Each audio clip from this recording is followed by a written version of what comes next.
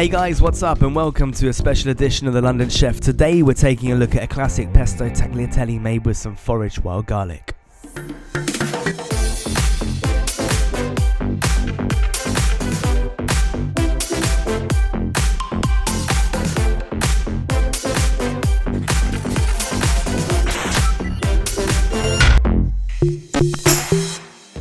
Now the first thing we're going to do is make the pasta dough because that needs to rest in the fridge before we roll it out. This recipe will give you perfect pasta every time, guaranteed.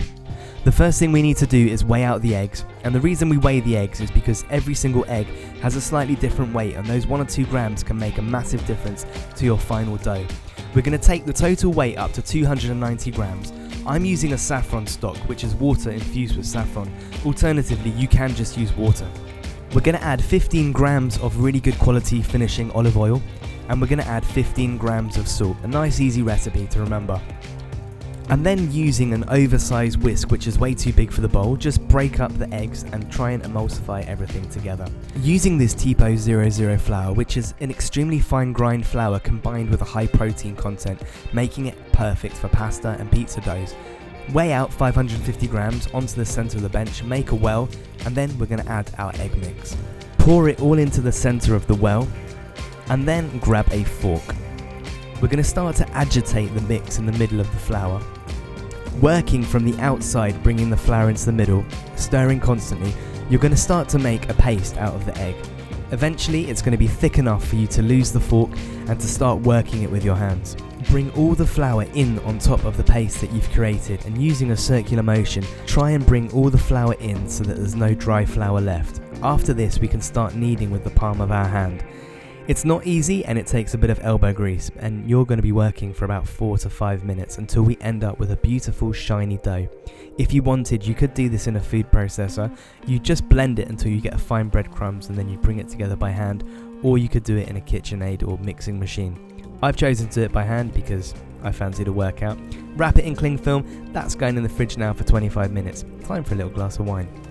Earlier today we were out for a walk in the woods and we stumbled across this field of wild garlic. I'm a sucker for wild garlic, and when it's in season, which it is now, I couldn't help myself. We had to pick some, and that's the reason that we're making this dish today. We're going to take our wild garlic, which we've washed thoroughly, and a pestle and mortar. Making a pesto with a pestle and mortar is a completely different story altogether. When you do it in a blender, it just chops the leaves. When you do it in a pestle and mortar, you pound the leaves, you break them down, you bring out every single last drop of flavour. And that's what cooking's all about, bringing out the flavour in beautiful produce. So we've got salt, wild garlic, and now we're adding 70 grams of pine nuts. Continue to grind and pound that until it starts to break down. We're going to add 70 grams of fresh Parmesan cheese, grate that in on a microplane grater, and then continue to pound that until it's also broken down a little bit. Now I'm going to add this beautiful extra virgin olive oil from Italy, which has this stunning peppery note which really will enhance the pesto.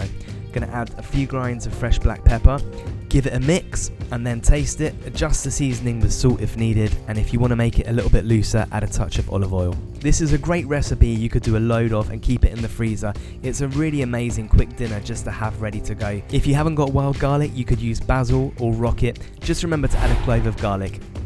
Now we're going to make the tagliatelle. Take the pasta dough, cut it in half, grab a handful of flour and throw it onto the bench to make a light dusting. I recommend you do this because if you sprinkle the flour, what happens is the pasta takes up the flour and you end up changing the recipe and the pasta becomes a little bit dry and not the right consistency that you're looking for. Take a rolling pin, just flatten it enough so that it will run through the pasta machine. We're going to roll it through the thickest setting.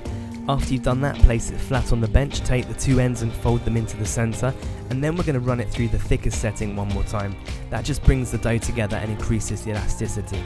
Then we're going to take the dough and we're going to start to roll it through every setting from the thickest to the thinnest, going through once on each setting. You want to work as quickly as possible as pasta has a tendency to dry out as it's so thin. This is a great technique to master as pasta is so versatile and opens up a whole world of possibilities which I will soon be covering on this channel, from tortellinis to raviolis and everything else in between. So now we're going to grab our attachment to cut our tagliatelle, clip it on, and then we're going to start to run the pasta through on the tagliatelle setting. Start just slowly rolling it through and then using a knife to cut it when you've got the desired length you need. If you haven't got a tagliatelle attachment, you can easily just flour the sheet of pasta, roll it up and then cut it into tagliatelle size strips.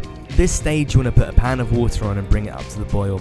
Lay your tagliatelle on the table, dust it with flour and then just give it a toss just to make sure they all don't stick together.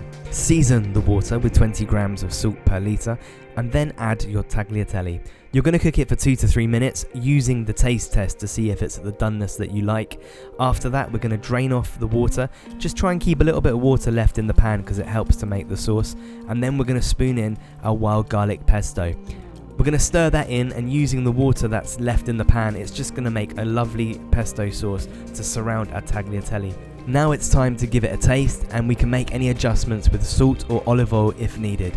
Take a bowl or a plate and using my favourite pasta tweezers, ladle it into the bowl. I'm then going to grate Parmesan very generously and season with black pepper. I've been working on some really exciting recipes for you guys which I'll be releasing soon, so please subscribe so you don't miss out. If you have any questions or suggestions, please write in the comments below. I hope you've enjoyed learning how to make my foolproof pasta and my pesto recipe. And how does it taste? The amazing aroma coming through from the wild garlic, the umami from the parmesan, the pepperiness from the olive oil. It's absolutely stunning. You have to make it. Thank you for watching. I've been the London Chef, and until next time, bye bye.